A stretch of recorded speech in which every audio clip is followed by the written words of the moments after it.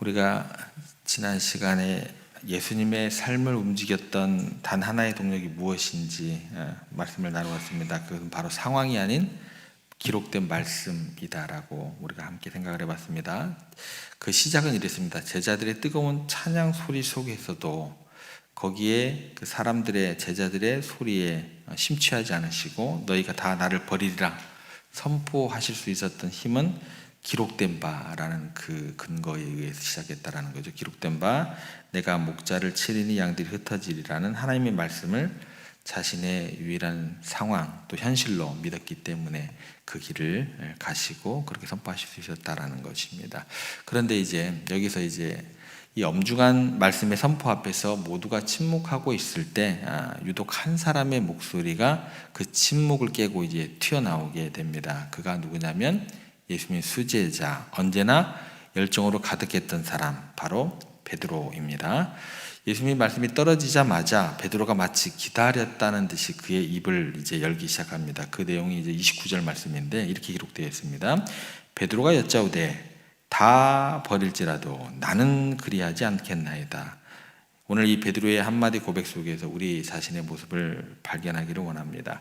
단순히 2000년 전 한 어부의 실수가 아닙니다.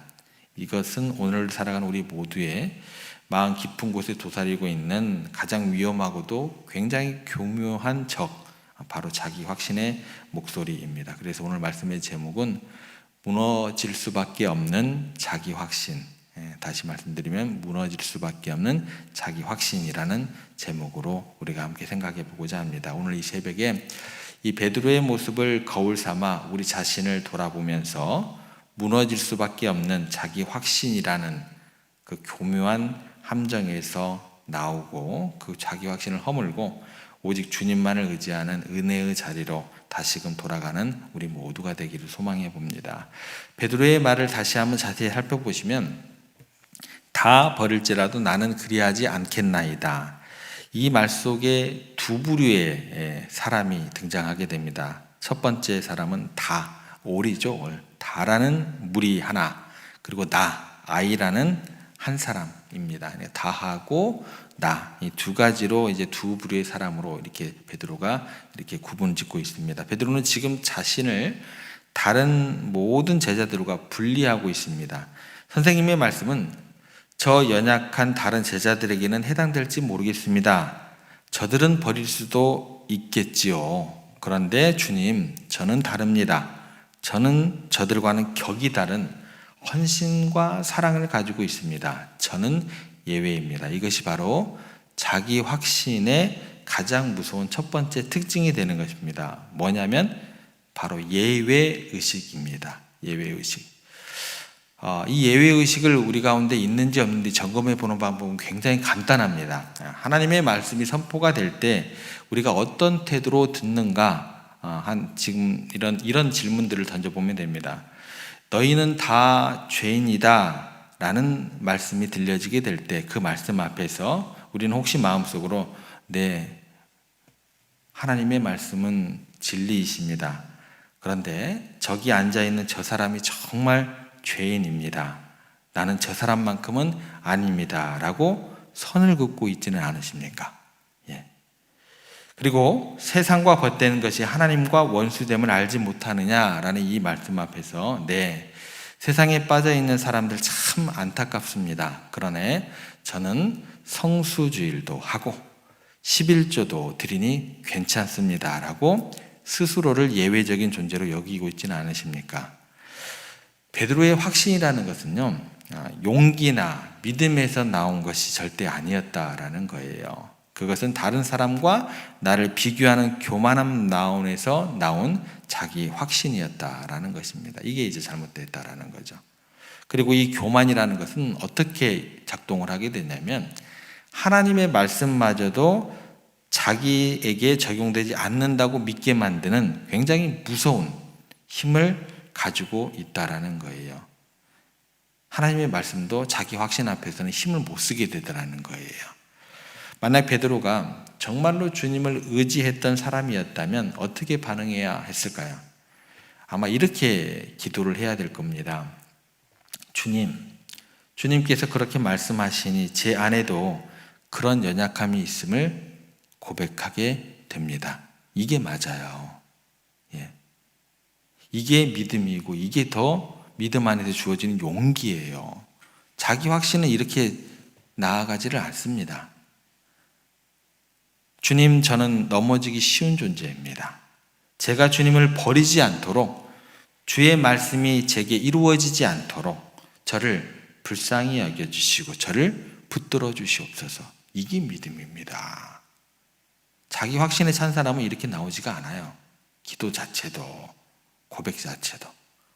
이것이 은혜를 아는 자의 반응이다라는 거예요. 그런데 베드로의 확신은 하나님의 은혜의 뿌리를 두고 있지 않았습니다. 그의 확신은 자신의 경험, 과거에 대한 경험, 내가 어떤 사람인데, 내가 과거에 예수님을 위해서 배와 그물도 버렸던 사람인데 나를 지금 뭘로 보시고, 자신의 뜨거운 열정, 나는 주님을 위해서 목숨을 버릴 수 있는데 자신의 굳은 각오와 결심에 뿌리를 두고 있었다라는 거예요. 여러분 기억하시기 바랍니다. 하나님의 은혜와 나의 연약함에 대한 고백 위에 세워지지 않은 모든 확신은요, 반드시 무너지는 모래성과 같습니다. 아무리 화려하고 높게 쌓아 보인다 할지라도 시험의 파도가 한 번만 밀려오면 흔적도 없이 사라지게 됩니다.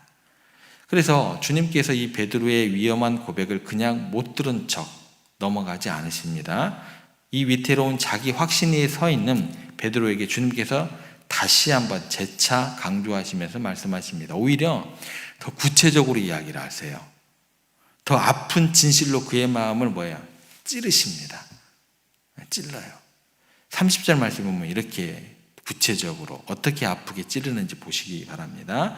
예수께서 이르시되 내가 진실로 내게 이르노니 오늘 이 밤 닭이 2번 울기 전에 네가 3번 나를 부인하리라. 굉장히 무서운 말씀입니다.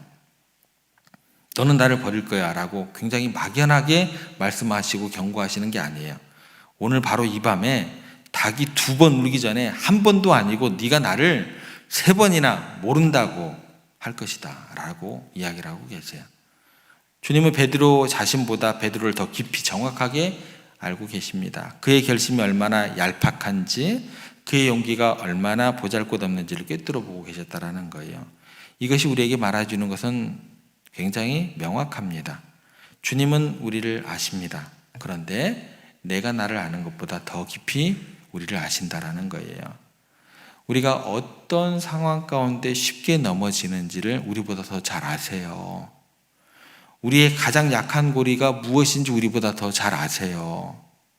우리가 어떤 유혹에 속절없이 무너지는지 우리보다 더 잘 알고 계십니다. 그래서 성경 말씀을 통해서 우리에게 경고하시고 또 경고하시는 말씀이 이런 말씀들이 있습니다. 깨어 있으라, 기도하라, 교만은 패망의 선봉이다. 이게 경고의 말씀인데요. 이거 말씀을 여러분들 정죄의 말씀으로 받아들이시면 안 돼요. 왜요? 우리가 어떤 사람인지, 어떤 상황이 쉽게 넘어지는지, 어떤 약한 고리가 있는지, 어떤 유혹에 속절없이 무너지는지 잘 알기 때문에 부모됨의 심정으로 너희들 깨어 있어야 돼, 너희들 기도해야 돼, 교만은 패망의 선봉이야. 이게 정죄하기 위한 하나님의 떡밥일까요? 예수님의 떡밥일까요? 그렇지 않다라는 거예요. 우리의 연약함을 아시기 때문에 넘어지지 않도록 우리를 사랑으로 붙들어 주시기 위한 말씀으로 받아들이셔야 된다는 거예요. 자기 확신이라는 성에서 나와서 그 말씀, 주님의 은혜의 품으로 피하라는 간절한 초청의 말씀으로 여러분들이 이 말씀을 대하셔야 된다는 거예요. 그런데 이 사랑의 경고 앞에서 베드로는 어떻게 반응하냐면 31절을 보시면 베드로가 힘있게 말하되 내가 주와 함께 죽을지언정 주를 부인하지 않겠나이다 하고 모든 제자도 이와 같이 말하니라. 그 사랑의 초청 앞에서 베드로가 엎드렸어요? 엎드리지 않았습니다. 오히려 뭐라고 얘기를 하면 힘있게 더 큰 소리로 더 강하게 자신의 결심을 외쳤다라는 거예요. 자기 확신에 더 차게 된다라는 거예요. 하나님의 말씀도 안 들려요. 자기 확신이라는 게 이렇게 되는 것입니다. 죽을지언정 절대로 주임을 부인하지 않겠습니다. 자기 확신에 빠진 사람의 또 다른 특징이 나오게 돼요. 진리의 말씀이 자신의 생각과 부딪히게 되는 거죠. 두 번째, 예수님께서 더 강하게 아프게 찔렸는데 자기의 생각과 진리의 말씀이 부딪히게 되는 때 말씀 앞에 자신을 꺾고 회개하는 모습이 나오지가 않아요. 절대 회개하지 않습니다. 그리고 어떻게 돼요? 오히려 자기 목소리를 더 높이죠. 힘있게 자기 목소리를 높여서 자신의 주장을 관철시키려고 하죠. 누구의 뜻까지 꺾으면서 주님의 뜻까지 꺾어버려요. 하나님의 말씀까지 꺾어버립니다. 자신의 각오와 열심으로 말씀을 덮어버리려고 합니다. 주님, 저는 할 수 있습니다. 할 수 있다 하시니가, 누구가 말씀을 근거로 할 수 있다 하시니가 이렇게 고백을 하는데요. 지금 제가 이번에는 정말 각오가 다릅니다. 이것이 얼마나 허무한 외침인지 모릅니다. 장담이 크면 클수록 그의 부인은 더 비참해질 것이고 그의 넘어짐은 더 깊어질 수밖에 없게 되더라는 거예요. 결국 그는요, 맹세하고 저주하고 예수님을 부인하는 자리까지 추락하고 맙니다. 오늘 말씀의 제목이 무너질 수밖에 없는 자기 확신이었습니다. 여러분, 자기 확신이라는 것은요, 반드시 예외 없이 무너지게 됩니다. 왜냐하면 그것은 하나님의 말씀보다 나를 더 신뢰하는 영적인 교만이기 때문에 그래요. 베드로는 철저히 그 말씀 앞에서 깨어져야 했습니다. 자신의 힘과 의지와 열심이 얼마나 보잘것없는 것인지를 닭 우는 소리와 함께 뼈저리게 이제 깨닫게 됩니다. 그리고 그 처절한 실패와 통곡의 밤을 지나고 나서야 비로소 자기 확신이 아닌 주님의 은혜를 붙드는 사람으로 그때 다시 태어나게 되었다라는 게 성경의 이야기가 됩니다. 사랑하는 성도 여러분, 주님께서 우리에게 이 새벽에 물으십니다. 너의 확신은 어디에 서 있느냐? 우리들의 신앙생활의 근거는 무엇입니까? 여러분의 봉사와 헌신의 힘은 어디에서 나오십니까? 혹시 나의 의로움, 나의 경험, 나의 남다른 각오와 결심을 붙들고 있지는 않으십니까? 그렇다고 한다면 오늘 이 새벽 이 모든 것을 주님 앞에 내려놓으시기를 바랍니다. 베드로처럼 처절하게 깨어지고 나서야 주님께 돌아오는 것이 아니라 오늘 이 선포되는 말씀 앞에서 우리 스스로의 연약함을 인정하고 겸손히 은혜의 보좌 앞으로 나아가는 우리 모두가 되었으면 좋겠습니다. 주님, 저는 주님 없이는 아무것도 아닙니다. 주님, 저는 날마다 넘어질 수밖에 없는 죄인에 불과합니다. 그러니 주님, 저를 날마다 붙들어 주시기를 바랍니다. 나의 힘이 아닌 오직 주님의 말씀과 주님의 능력만을 의지하며 살아가게 하여 주시옵소서. 이 고백이 오늘 저와 여러분들의 고백이 되고 무너질 자기 확신이 아니라 영원한 말씀의 반석 위에 굳게 서는 복된 믿음의 사람들 다 되시기를 주님의 이름으로 부탁을 드립니다.